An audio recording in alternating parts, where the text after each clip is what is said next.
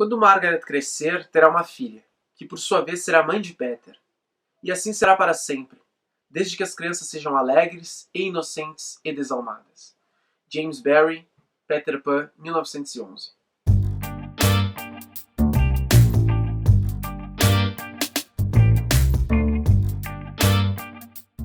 Bom, pessoal, a gente vai falar hoje sobre Peter Pan, nesse episódio.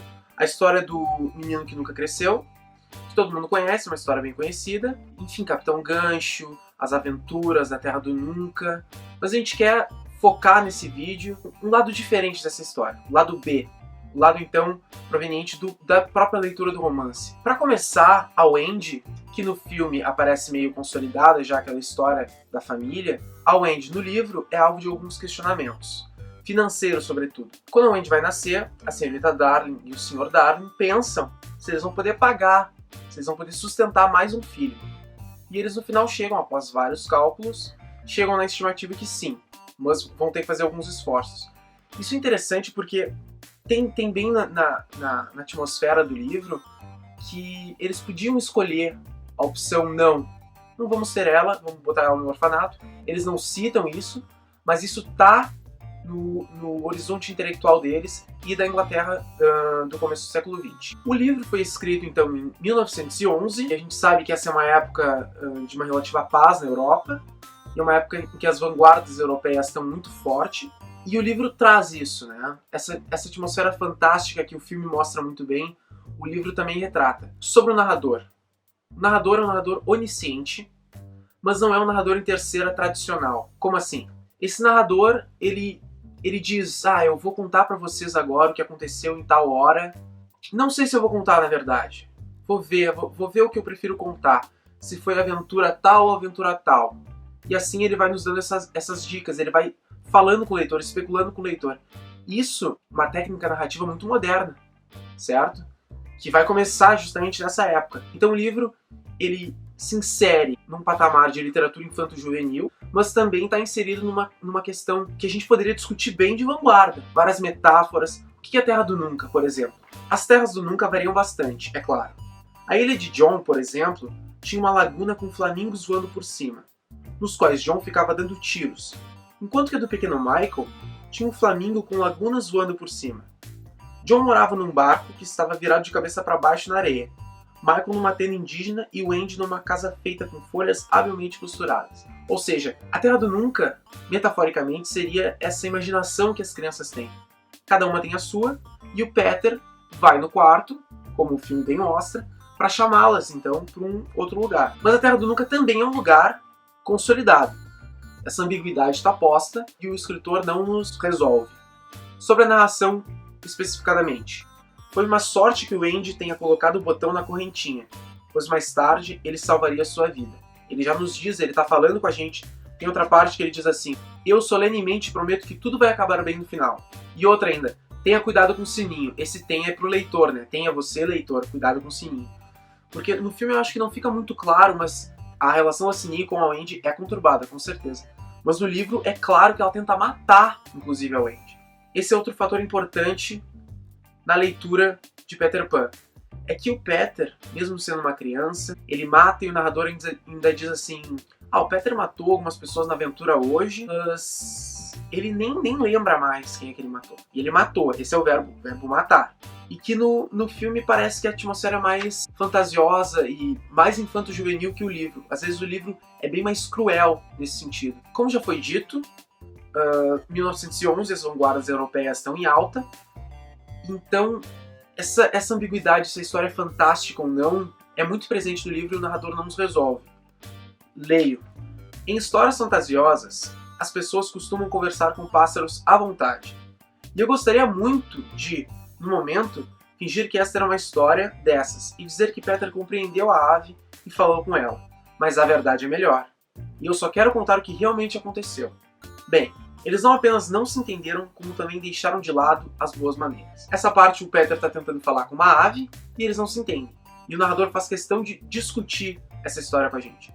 Ele poderia simplesmente dizer, Peter e a ave não se entenderam. Mas não, ele quer discutir, ele quer falar com o leitor, ele quer travar esse pacto com o leitor e ver o que a gente acha. Ao mesmo tempo, a Terra do Nunca existe. Ao mesmo tempo, a Wendy e os E os irmãos saem e vão voando, como o filme mostra, vão pra Terra do Nunca. Ou seja, é pra gente ler numa chave metafórica ou numa chave real. O narrador não resolve isso. Sendo uma obra constituída num período de vanguarda, eu creio que a gente pode ver como uma forma metafórica. Capitão Gancho, então, ele representa as boas maneiras no livro. E a relação dele é mais conturbada com o Peter do que me parece que fica claro no filme. No filme parece que eles são arqui-inimigos e o Gancho só quer que o Peter morra e vice-versa, mas no livro não, no livro tem alguma coisa a mais. Representando o Gancho as boas maneiras, quando o Peter vai matá-lo, ele tá numa prancha, o Gancho tá prestes a morrer, e o Peter chega e o Gancho pensa, será que ele vai me dar uma espadada ou um chute? E o Peter vai lá e chuta ele. E o Gancho, caindo, fala em voz alta que falta de educação e morre. Então assim, não foi à toa. O escritor poderia ter escolhido várias expressões, mas ele fala que falta de educação. A gente tem que ler isso de uma maneira, de uma chave metafórica, eu creio eu. Bom, então a gente já viu que Peter Pan tem essa ambiguidade. Tem a história da infância, a infância constituída, mas tem a questão da falta de alma das crianças. O que é isso? O narrador brinca com a gente, olha o que ele fala. Não seria uma belíssima lição se elas voltassem e descobrissem que seus pais estão passando o fim de semana no campo? Seria um aprendizado moral de que necessitam desde que os conhecemos. Se tramássemos as coisas assim, no entanto, a senhora Darling nunca nos perdoaria. Se tramássemos as coisas assim. O narrador se sente no poder de dizer que ele poderia tramar, mas a senhorita Darling não gostaria, não perdoaria ele. Porque as mães, no final, segundo o nosso narrador, em outras partes, do conjunto do livro, são as babonas, que ficam esperando os filhos. Não importa o que aconteça, elas vão ficar esperando os filhos. Eles são desalmados, eles são arrogantes, eles querem viver aventuras, enquanto os pais estão lá esperando e aguardando a sua chegada. Para fortalecer esse caráter das crianças, né? Olha aqui. Quando eles chegam em casa, né? Mamãe, é a voz de John, ela disse. Mamãe, gritou Michael. Ele já se lembrava dela. Ou seja, ele tinha esquecido. Primeiro traço. Essa é a voz de Michael, ela disse, e esticou os braços para a frente, em busca dos 3 pequenos egoístas que ela nunca mais abraçaria. 3 pequenos egoístas. A infância, a gente vê que ela é discutida nesse livro aqui. A infância não é um lugar apaziguado, consolidado, que não tem conflitos. Tem. As crianças, elas não são anjos que descem do céu para iluminar a nossa vida. Elas têm problemas, né? Elas querem viver aventuras e os pais sofrem com isso. E esse sofrimento, segundo o narrador, às vezes serviria como uma forma moral de dizer para as crianças, não, fiquem aqui também, respeitem os pais de vocês. Por que então que no filme esses traços não aparecem? Bom, falar da infância sempre é um problema. A criança, e que bom que seja assim, é vista hoje em dia como uma forma mais pura de existência, né?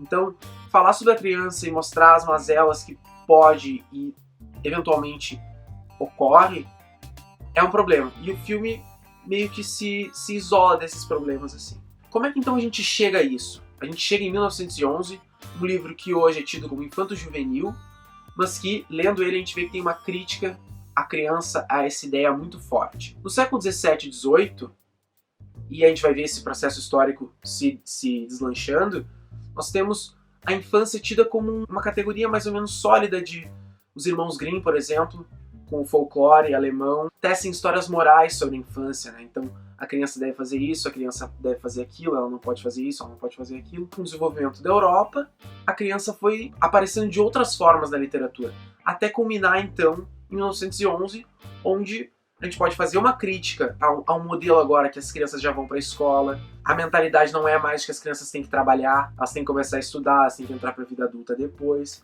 Então o livro consegue fazer esse recorte agora diferente. As crianças, elas têm esses 2 lugares na sociedade, esse lugar da imaginação, da infância, mas também um lugar de seriedade, de não fazer os outros sofrerem, de estarem incluídas no processo social.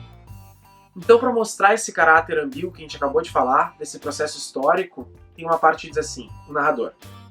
E é assim que são as crianças, desalmadas e encantadoras. E passamos um tempo longe, no mais completo egoísmo, e depois, quando sentimos saudades de uma atenção especial, retornamos sobremente para obtê-la.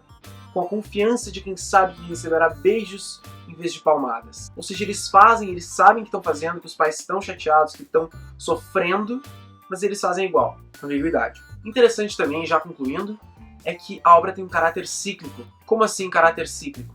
É que, como a Terra do Nunca existe tanto na imaginação quanto num plano mais real, porque isso não fica claro, a Wendy volta para casa, ela vai ter uma filha que vai ir com o Peter quando ele vier buscar. Depois a filha da Wendy vai ter uma neta e vai acontecer esse processo. E o Peter nunca vai crescer. E as crianças vão estar sempre assim, e quando crescerem, elas perdem essa imaginação, elas perdem inclusive o direito de voar. Qual é a relação entre o Peter e a Wendy? A Wendy tem uma relação mais afetiva pelo Peter, uma relação conjugal mais forte com o Peter.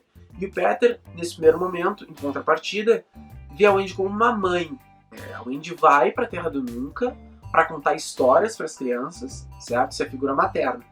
Depois o Peter se confunde com isso e ele meio que pergunta, tá, mas o que acontece aqui? Ela é a mãe ou não é? Então isso também fica conflituoso e o narrador não resolve. Então é isso, pessoal.